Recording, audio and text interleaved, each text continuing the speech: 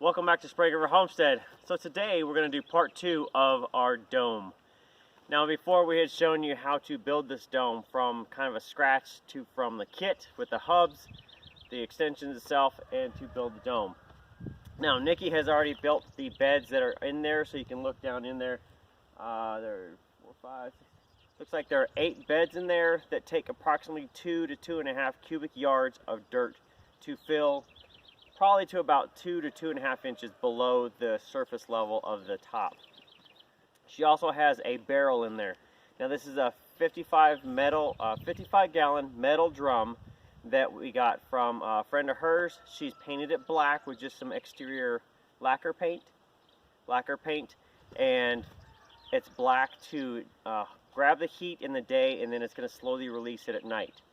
I have drilled a 1-inch hole into the top because the caps on them were rusted solid. I couldn't get them open with a sledgehammer or anything else.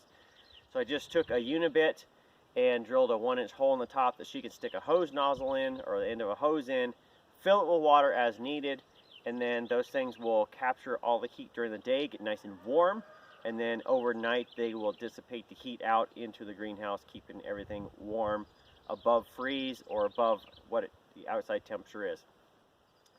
So the next piece for us is going to be to put on the cover itself, which is going to be the plastic, and we will put that on, put the snaps on, and then we will stake down the dome itself with bungee cords and tent stakes, which we've done with the previous one. So this is how to do all of this. Any questions? You know where to leave the comments and questions. Here we go.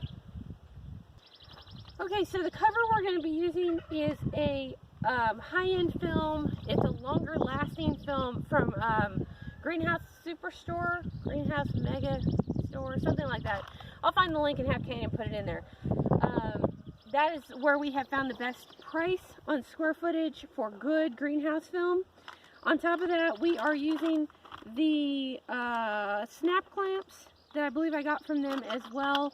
That's what we're going to use to actually attach the cover to the bottom. And it says the sizing on it's really easy. This is for 1-inch PVC pipe. So really easy stuff to figure out.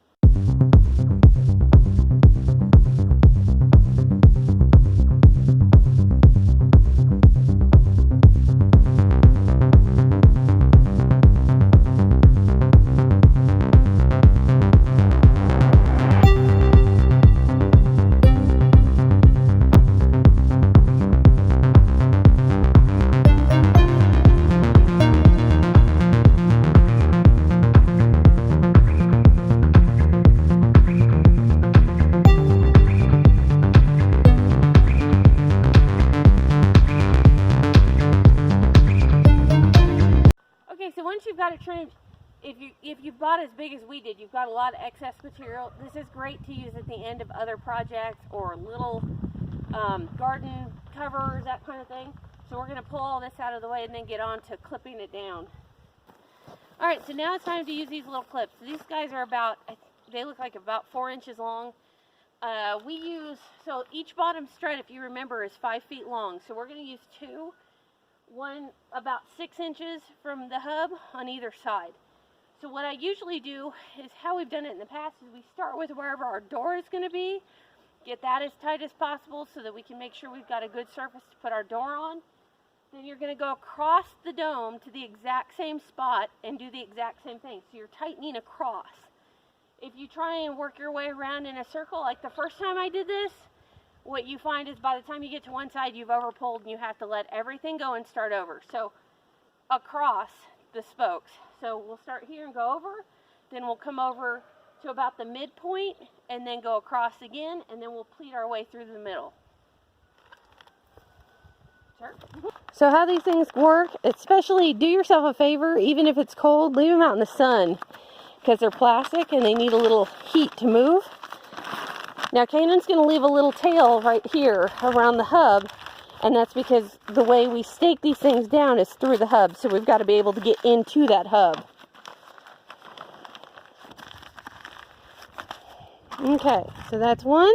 So now we're going to go around to the other side. So as you go, you want to tighten this thing down a little bit. Keep in mind if the plastic hasn't been heated, it's going to loosen up a little bit, which is fine. There's one.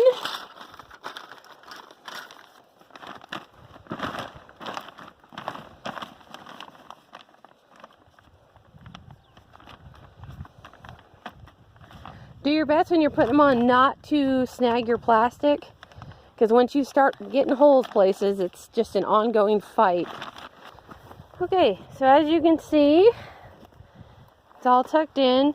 Now in some of these places where you have that extra fold, you can use an extra clip. So when you do this, I think there are 10 bottom struts. I think I bought 30 or 35 clamps. It just gives you a little flexibility. You might have to pull these off in a week or so once it starts getting warm, because the plastic will relax. You can see that strut we had 3.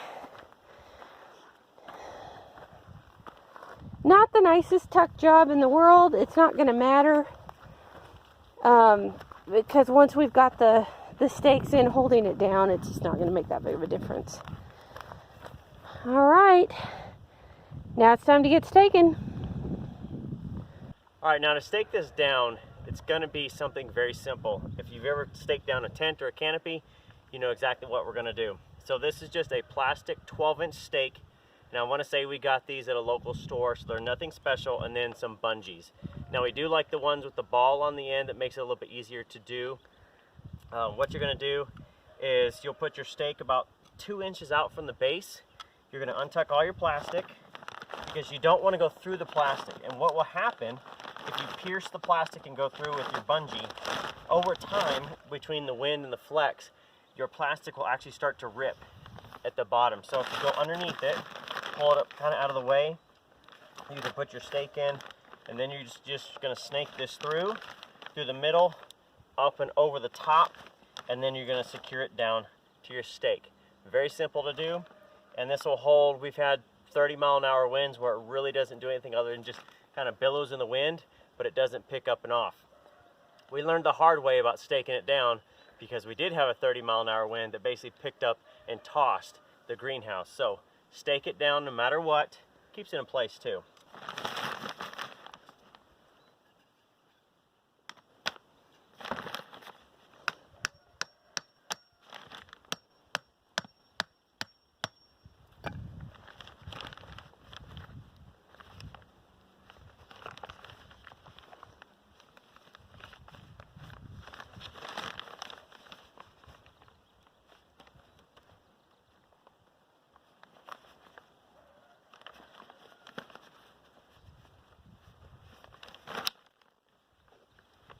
Okay, when it's snaked through all the way out, put your ball through the loop.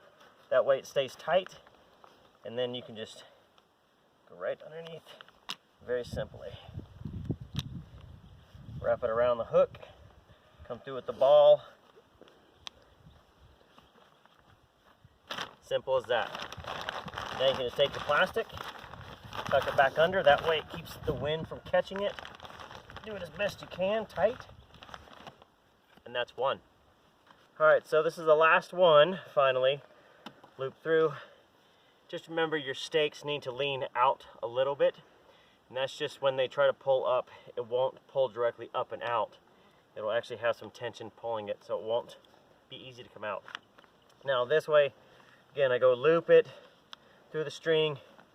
And Nikki reminded me that we actually loop it around again to put the ball just under there. And that way it keeps extra tension on it. So you're basically looping one, I guess 1.5 maybe or so around, and then you can tuck your plastic. Now you're going to want to do every hub on this, and you think it's overkill until it actually starts coming loose or anything else. So do every hub. I know that's what, like 12 or something, but or 10. Do every one. Take the time to do it now, because doing it now will keep you with a stable greenhouse for years. Now at this point we don't have a door put in. It's clearly hot in there, I can tell you that. I can feel the heat radiating out of this thing. So we're going to do another episode of how Nikki's going to finish this. Preparing the water and getting the ladder out, the doors and everything else, and all kinds of venting and that. So this is how to put the cover on, stake it down, how we stake it, And with 2 people, I'll tell you, this is taking us, what, about 30 minutes? Somewhere in the 30-minute range. I know Nikki said when she did it by herself the first time on the other dome, it took her a little around 2 hours, maybe a little over 2 hours to do all of this. 2 people with somebody tall enough to kind of poke it up over the edge, takes you about 30 minutes. And then you can put your doors in that. So, any final words? She says no, dog says maybe. That's it from Sprague River Homestead. If you guys have questions on how to do this, I'll put a link or a card up so you can know how to put the structure itself together, and then this is how to put that, and then we'll have a part 3 to finish it. Any questions, leave them down below, comments, give us a thumbs up, like, subscribe. We'll see you next time for Sprague River Homestead. Happy homesteading.